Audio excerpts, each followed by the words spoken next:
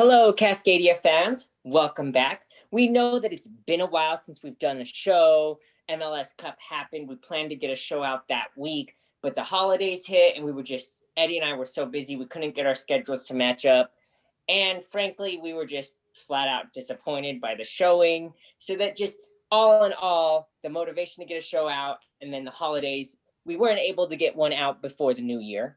But alas, we are back. We will give you a little bit about MLS Cup and then an end of the season wrap up. I know it's been a while, but this is some off-season content. And let's face it, the off-season's always kind of slow. And we got a couple months here before the season starts up again. So hopefully you listen to us and it keeps your fire burning inside as we get ready for the 2021 MLS Cup or MLS season. Eddie, the 2020 season came to a close. The Sounders were unable to secure the MLS Cup in very, very disappointing fashion. What were your thoughts on that? Yeah, this is what I was worried about coming into the MLS Cup match. I said it on our show, seems like years ago now since our last show, but I was talking about how I was worried about this MLS Cup for the Sounders as they've come out sluggish in all four of their MLS Cups that they've been in. I don't know what it is about this club when it comes to the finals, but it's like when it's on the line, they just don't show up. And I know that they've won two of those four, but it doesn't work to come out not wanting to play for a full half or more. Absolutely. I mean, it comes down to coaching. I think Schmetzer never gets this team right going into the final. I think he started the wrong players. I think he should have gone back to his bread and butter. I know he believes in starting the same 11 throughout the whole playoffs, but how do you leave Kelvin Leerdam on the bench for that game? Blows my mind. Alex Roldan got absolutely abused. He was the reason for the first two goals. I mean, it's just a sad showing, and the Sounders are only the second team to lose by more than 2 goals in MLS Cup. I mean, it's ugly. You look at the stats, it is ugly. Only 3 players have ever scored a brace in MLS Cup, and Lucas Zelarayan was able to do that for Columbus. The Sounders looked bad. They did not look like they should even be on the field. Yeah. In addition, I think this was the worst or most lopsided performance in an MLS Cup as well. First time that a team has lost 3-0. I remember that back to 2019 for the MLS Cup when the commentators were saying that the Sounders could get the biggest victory in MLS history, but then Toronto ended up scoring the one goal to save them from that. So I think this is the worst defeat by an MLS team in the MLS Cup, unfortunately for our Cascadia clubs. Yeah, and give Caleb Porter credit. He brought his team. They came to play. He made the right moves. They had a goalkeeper who had not played in a few weeks, and he made the sub to put in his best goalkeeper, even though he wasn't the one playing. But he knows it's a final, and you got to have your best players in. Brian Schmetzer could not do the same thing, and frankly, it cost him the match. Yeah, when you look at the lineups, I mean, Columbus was missing some of their best players, and for that reason, you thought this is definitely going to be Seattle's match to lose. Well, it was Seattle's match to lose, but it doesn't matter of who's on the pitch if you're not going to show up. And just in Seattle's case, it didn't happen. And congrats to Columbus; they deserve every bit of that victory to be MLS champs for 2020. Yeah, and put another notch in Caleb Porter's belt for him over the Seattle Sounders. He seems to be a thorn in their side. So that'll be one that I know that Schmetzer hopes he can get the rematch of sometime in the 2021 season. So anything else we want to talk about to close out this 2020 season? I know you said before we got on the broadcast that you had some questions that you wanted to lay out there. Yeah, so with Seattle's loss, they didn't get a trophy this year. They didn't get a spot in the Champions League. The Timbers won the MIB tournament. They are playing in the next Champions League. Even though the Timbers didn't make it through the playoffs, would you argue that the Timbers had a better season this year than the Sounders? It's a that's a tough one. I want to say in some ways yes, but in ultimately they did not make it to the MLS Cup finals. The MIB tournament, that was great, but I feel like that was more of like a US Open Cup than anything else. I mean, I'm not taking anything away from the Timbers. They had a great season, especially winning that trophy, getting to the Champions League. I don't know. It seems pretty even, but in the end, the Timbers did get something out of this season, and the Seattle didn't. Yeah, that's the thing. Like, would you trade if you were the Seattle Sounders? Would you trade seasons? Would you take the MIB tournament but not be in the final? And I think you do. 100% you do. So even though the Sounders were the talk of the league at the end of the season, you know, they made the MLS Cup final. They've been doing it year after year after year. Dynasty this, dynasty blah, blah, blah. I think the Timbers can leave the season feeling more accomplished than the Sounders did. Yeah, I agree. That brings me into a question that was a heavy argument right at the end of the season was the factor when it comes to Champions League for the US Open Cup, they gave that spot to Atlanta for being The current holders. 2019's champion.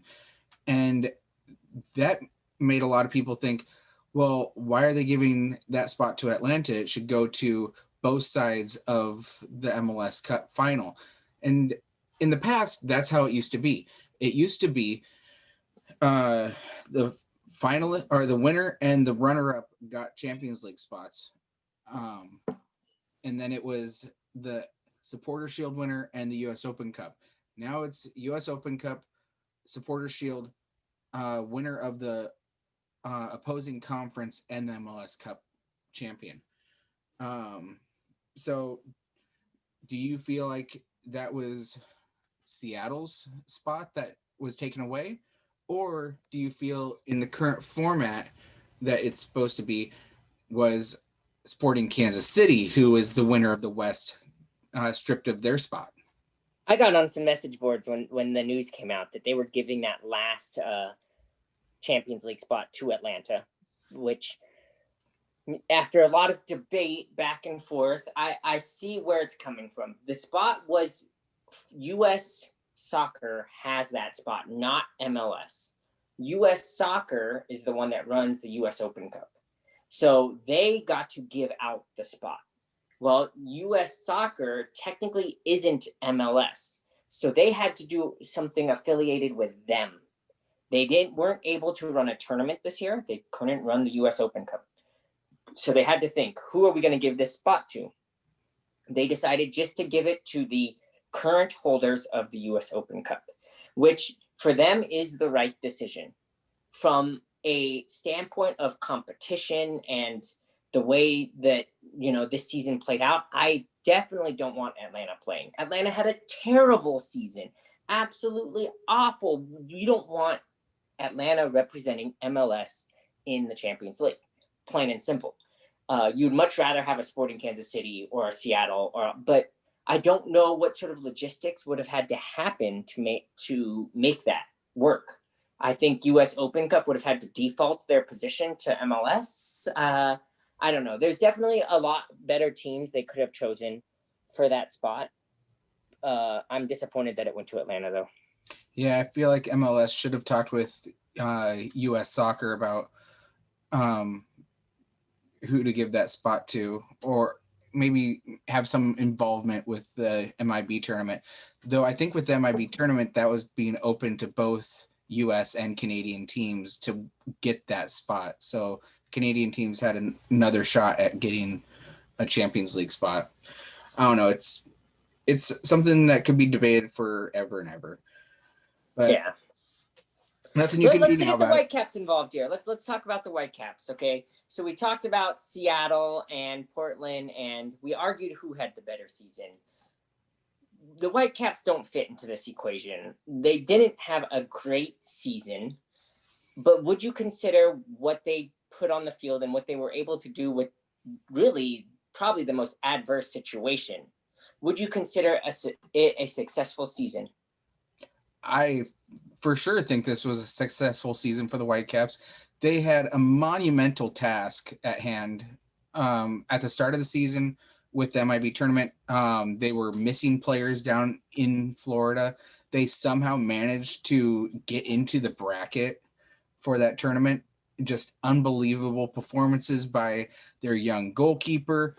And then after a rough Canadian start to the season, facing Toronto and Montreal, they moved their home games down to Portland, and that has to be rough being on the road, even though you're at home in quotes.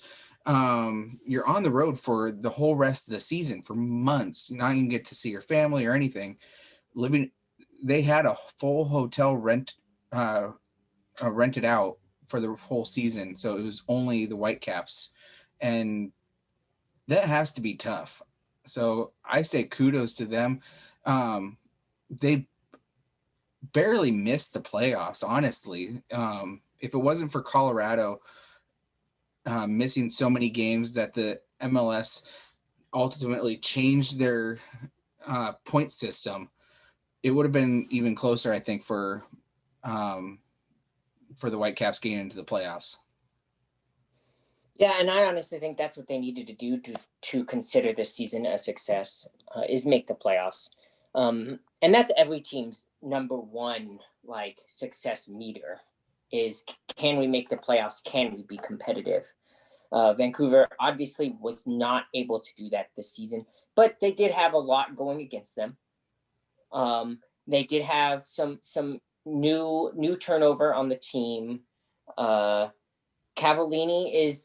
was slowly working his way into the team, and I think that that's going to be the big key going into the future. Can they unlock the Canadian national team player?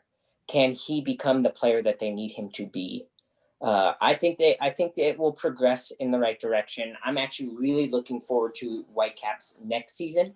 I think playoffs definitely is on the radar for next season. They would, if you were to ask them, the players and the coach, they would tell you that wasn't a successful season. They would tell you that they wish they would have been playing more games at the end. But it's MLS. It is what it is. It's how 2020 unfolded. Nobody could have predicted. It was kind of insane and loony and everything in between. Hopefully we get more normalcy in 2021. But again, I think in terms of seasons, my number one season is the Portland Timbers. They had the best 2020 season, in my opinion, because they got a trophy and they get a Champions League spot. Then Seattle, then Vancouver. So I have to agree with that. 2021, I think, is going to be an interesting year because last time I heard, the border was extended to be closed until February 21st, I think. But chances are that's going to get pushed back for a few months. And I wouldn't be surprised if the border stays closed until about June or later, which is going to be very interesting for the start of the season coming up. I think with how leagues have gotten used to the COVID protocols, I think the MLS season is going to start on time. It's going to start in March, just like always. And they'll just run through the season just like normal. Just there probably won't be fans in most of the markets for half the season, is my guess.